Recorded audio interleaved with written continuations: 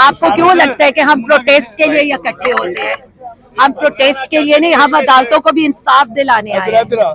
हम जजेस को भी ये कहने आए हैं कि ये देखें, पाकिस्तानी अवाम के 25 करोड़ अवाम के नुमाइंदे आपके पास सामने आए हैं, एमपीएस एमएनए जिन्हें अवाम ने इलेक्ट किया है, वो आज खान साहब के साइल बनकर आपके सामने आए हैं और आपसे ये कह रहे हैं कि हमें आपसे इंसाफ चाहिए, हमें ये केसेस के ऊपर तारीखों पर तारीखें देना छोड़ दें, हमें एक डेट दें जिसके ऊपर हमारे वजीर आजम के केसेस को सुना जाए और उन पे हक के लिहाज से, इंसाफ के लिहाज से फैसले किए जाए। अच्छा, सारे ये के लिए आए, दूसरी तरफ मखसूस नशिस्तों का भी केस लगा है, क्या उम्मीदें हैं सुप्रीम कोर्ट से?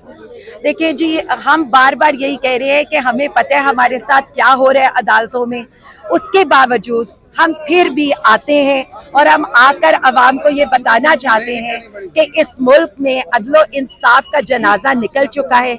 लेकिन अगेन हम यही कहते हैं कि अदालतें तगड़ियों, हमारे जो जजेस हैं वो तगड़ियों अपनी तकरीम कराएं। हम तो सह रहे हैं, पीटीआई तो सह रही है, लेकिन हम अब मुल्क की लड़ाई लड़े, पाकिस्तानी अवाम की लड़ाई लड़े। पंजाब में पीटीआई की क्या सूरत-ए-हाल है? वहाँ पर निकलने सब आगे हैं। इस वक्त पंजाब के मुंतखब नुमाइंदे आपके पास हैं, अभी पार्लियामेंट हाउस से हमारे एमएनएस भी आ रहे हैं। हम तो सिर्फ ये बता रहे हैं कि अवाम के नुमाइंदे आज सबके सामने हैं और वो वजीर आजम खान के लिए आज यहाँ पर आए हैं और एक इजहार यकजहती अदलिया के साथ भी दिखा रहे हैं। ये पंजाब की आपके तवज्जो से पंजाब की जो चीफ मिनिस्टर हैं, सो कॉल्ड चीफ मिनिस्टर, उनसे ये पूछना चाहूंगा कि अडयाला किसकी डोमेन में आता है? वहाँ पे खान साहब की फैमिली को नहीं मिलने दिया जा रहा, खान साहब के पॉलिटिकल लोगों को नहीं मिलने दिया जा रहा।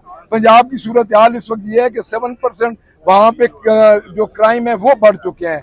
जो ये खातून इस वक्त अपने आप को, अपनी खवातीन को रेड लाइन कहती हैं, आप खवातीन का हाल देख लें कि हमारी खवातीन के साथ क्या हाल हो रहा है।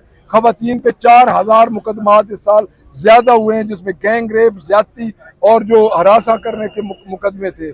पंजाब का जो इस वक्त अपना महंगाई और इसका सोलर सिस्टम इन्होंने दिया था वो नाकाम हो चुका है। हर जगह पे इस टिकटॉकर चीफ मिनिस्टर की फोटो लगी हुई है और पंजाब में कुछ नजर नहीं आ रहा। मलिक साहब, ये बताइएगा, आप अहम कमेटियों में पंजाब में मौजूद हैं, आप पार्लियामान की राहदारियों में आपके अरकान जो है वो इमरान खान की तस्वीर उठाने फिर होते हैं, कमेटियों में आप उन्हीं जिन पुलिस के मुकदमात की बात करें, आप बात कर रहे हैं कि वहाँ पर नाइंसाफी हो रही है, वाईजी को तलब कर रहे हैं हम कमेटियों के अंदर, वहाँ पे ये काम क्यों नहीं करते आप? मैं आपको बताता हूँ, पब्लिक अकाउंट्स कमेटी में 1,67,000 शेल एक्सपायरी जो इन्होंने पाकिस्तान तहरीक इंसाफ के लोगों पे इन्होंने जो शेल बरसाए उनके मुतालिक इंक्वायरी चल रही है। आईजी को कई दफा तलब किया गया, एक्चुअल हो पंजाब में क्या रहा है, उधर पुलिस स्टेट बन चुकी है। आपको पता है कि ये आईजी केयर टेकर गवर्नमेंट के जमाने का बैठा है?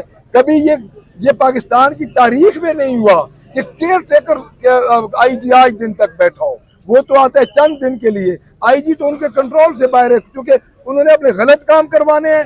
तो आईजी जो है, आईजी पंजाब इस वक्त उनसे बियॉन्ड होके काम कर रहा है और मैं ये समझता हूँ कि उस बीबी की ग्रिप नहीं है क्योंकि वो खुद फार्म 47 की पैदावार है, जो खुद कमजोर विकेट पे होगी, जो खुद आएगी आपकी उस पे एक जेली मैंडेट पे आएगी, वो हमें क्या इंसाफ देगी?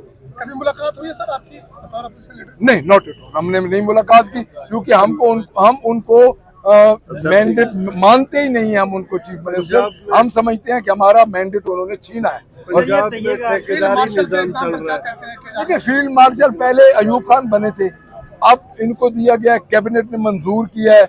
इस बारे में अब मुझे, चूंकि एक बात मैं आपको बता दूं कि हम हालत जंग में हैं, तो मैं समझता हूं कि इस बारे में अभी हम अपनी पार्टी पॉलिसी अब उस वक्त वाजे करेंगे जब हमारी पार्टी की कोई मीटिंग होगी। हालत जंग में होने की वजह से ये उनको बड़ी भूल है कि हम जंग से निकल गए हैं। इंडिया जरूर अपनी खिफत मिटाएगा, मैं आपको ये बता दूं। और दोबारा जो इन्होंने ये प्रोग्राम शुरू कर दिया है मुल्क में, ये जो मुल्क में इंतशार पैदा कर रहे हैं, देखिए पाकिस्तान तहरीक इंसाफ ने अफवाज पाकिस्तान के साथ यकजहती का किया है इजहार, और फिर भी जब पाकिस्तान पे कोई बात आएगी तो पाकिस्तान तहरीक इंसाफ अफवाज पाकिस्तान के साथ सीसा फैलाई हुई दीवार की तरह खड़ी होगी। लेकिन ये जो अब फार्म 47 की गवर्नमेंट ये कर रही है, ये दोबारा इंतशार फैला रही है। इनको ये चाहिए कि इस वक्त ये कम से कम ये काम करें कि ये इस मुल्क में लॉ और कानून की बालादस्ती ये लेके आए। क्या आपको नहीं लगता कि मियां साहब को जिसने पूरी जंग का डिजाइन तरतीब दिया उसको भी कोई credit जी, मियां साहब को field marshal, civil field marshal मिलना चाहिए था। इत्तेफाक फाउंड्री में जेफ 10 सेंटर जो है वो कहते हैं हमने डिजाइन किया, वो इत्तेफाक फाउंड्री में बना। क्या ये बेवकूफों वाली बातें करते हैं, अकल इनमें है नहीं और ये बातें करते हैं। कारगिल की तुम मियां साहब कहते हो कि मुझे पता ही नहीं था कारगिल छिड़ गया था, आज तुम जंग डिजाइन कर रहे हो। हमारी प्रोफेशनल मुसल्लह अफवाज को फिर लोग क्यों शुक्रिया अदा करें? ये कंफ्यूजन फैला रहे हैं और ये कंफ्यूजन फैला के लोगों को गू की उसमें रखना चाहते हैं कैफियत में। दूसरी बात यह, ये 16वीं सदी का पाकिस्तान नहीं है, ये 16वीं सदी में रह रहे हैं। ये खानदान की हुकूमत है जो कि अपने आप को अमीरुल मोमिनीन समझते हैं। मखसूस नशस्तें मिलते हुए नजर आ रही है आपको? देखिए वो तो अदालत में है जी, हम पहले कोई फैसला नहीं करेंगे, फैसला आपको नहीं सुनाएंगे। अब अदालत के क्योंकि सब जुर्रे से मामला, मैं उस पर कोई बात नहीं करूँगा। लास्ट क्वेश्चन ले लीजिएगा कि ये बताया गया था कि एमएनएस भी आएंगे, सीनियर क़यादत भी आएगी, ताहाल क्यों नहीं पहुंची? जब भी इस तरह के कारकुनान पीटीआई के पहुंच जाते हैं लेकिन पार्लियामेंटेरियंस वहां से गायब होते हैं। ये सारे पार्लियामेंटेरियन हैं, हम एमपी हैं, सारे आ रहे हैं, हम जा रहे हैं, ये भी आ रहे हैं। एक मिनट, सारे एमपीएस एमएनएस इधर पहुंच चुके हैं। एमएनएस में उधर खड़ा होना है नेशनल असेंबली के सामने, उधर से वो आ रहे हैं। मेरा ख्याल में आज कोई पार्टी का जो आपका है इलेक्टेबल, वो स्टेक होल्डर्स है, कोई वर्कर है, कोई भी नहीं रहेगा। Thank you very much. मैं जजेस को सिर्फ ये कहूंगा कि आपने हलफ लिया हुआ है, आपने जवाब अल्लाह को देना है। आखिर एक दिन हर किसी ने दुनिया से जाना है, तो उस दिन सवाल यही होना है मन रब्बों का।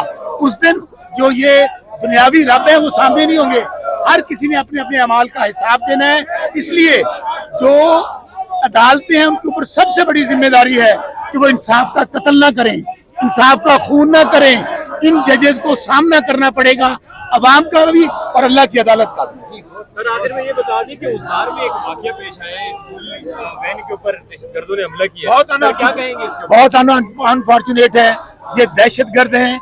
इनको मैं समझता हूँ पूरी यही इमरान खान पैगाम देते हैं, कौम को इत्तेहाद की जरूरत है और कौम का लीडर जेल में पड़ा है जिसके साथ 90% कौम खड़ी हुई है आज भी। उनको बाहर निकालें इन दहशतगर्दों को। और ये जो मोदी के यार हैं, इस मोदी जो दहशतगर्द है ये दोबारा हमला करेगा, उनको शिकस्त हुई है। उसके लिए खा वो दहशतगर्द पाकिस्तान के अंदर हैं, बाहर हैं, हमारे दुश्मन पाकिस्तान के अंदर है या बाहर है, हम सब मुत्तहिद हैं उनके खिलाफ। पाकिस्तान से बढ़कर कोई चीज नहीं है। हमारी जान माल औलाद, जिस तरह इमरान खान कहते हैं पाकिस्तान पर कुर्बान है, हम सब की कुर्बान है। अल्लाह ताला उन शहीदों को जन्नत में जगह दे।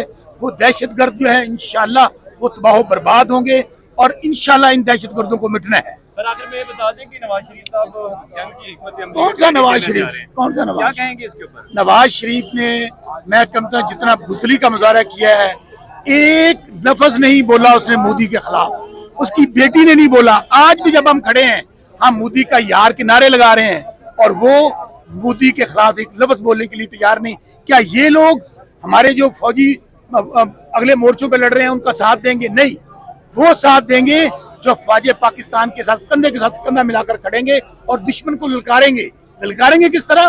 मोदी का जो यार है गद्दार है, गद्दार है, इसलिए वो कभी नहीं कहेंगे। मेरा चैलेंज है उन्हें कहे नवाज शरीफ को बयान दे दे या ट्वीट करके मैं सियासत छोड़ दूंगा, मोदी के खिलाफ बयान दे, नहीं देगा वो।